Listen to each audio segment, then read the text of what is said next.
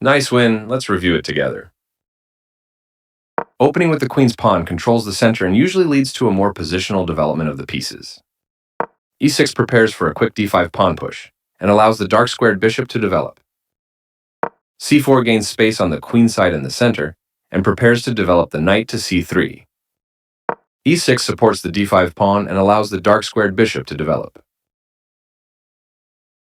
Knight f3 develops toward the center, putting pressure on the e5 square and adding another defender to the d4 pawn. The queen's Indian defense prepares to fianchetto the light-squared bishop on b7, where it will g3 prepares to fianchetto the light-squared bishop on g2, where it will sit on the long diagonal. Bishop b7 puts the bishop on the long diagonal in a move called a fianchetto. Bishop g2 puts the bishop on the long diagonal in a move called a fianchetto. Bishop b4 check develops the bishop, puts the king in check, and prepares castling. This blocks the check from an opposing bishop. Castling kingside tends to be safer because your king is further from the center. Both kings are castled and ready for the middle game. You are forcing your opponent to double pawns. Takes back. You had a better option, but this is not bad. The rook joins the board early, building a strong opening for white. You allowed the opponent to win a tempo by threatening a rook. This develops a piece while also winning a tempo on a rook. This moves your rook to a safer square. This overlooks an opportunity to defend a pawn that was under attack. You are threatening to win material through a fork. This prevents the opponent from being able to win material through a fork. That was an even swap of material. This threatens to win material through an eventual discovered attack. You kick the opposing bishop with a pawn, forcing it away.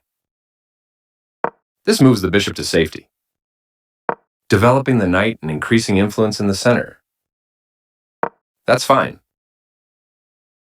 You are threatening to win material through a fork. This permits the opponent to win material through a fork. Nice fork, you'll be winning material. Now black can't stop white from winning a knight if they make the right moves. Nice, you found a way to win a pawn. This wins a knight. You overlooked an opportunity to centralize a knight so it controls more squares. This misses a better way to capture a free knight. You attack a rook, winning a tempo when it moves away. This threatens to eventually win a pawn. You strike at the center with a pawn, taking away space from your opponent. This wins a pawn. You take back. That was a free pawn. You are threatening to win a rook through a fork. This prevents the opponent from being able to win a rook through a fork. You are threatening to win material through a tactic?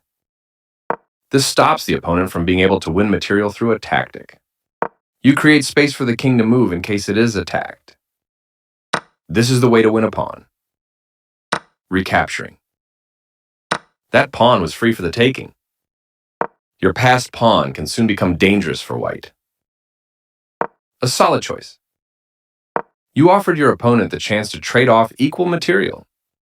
This is an equal trade. You captured back. This is a fair move.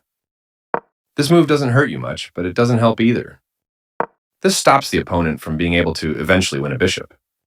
You activated your rook and restricted the opponent's king. This overlooks an opportunity to pin a pawn. You are threatening to tactically win a rook. This prevents the opponent from being able to tactically win a rook.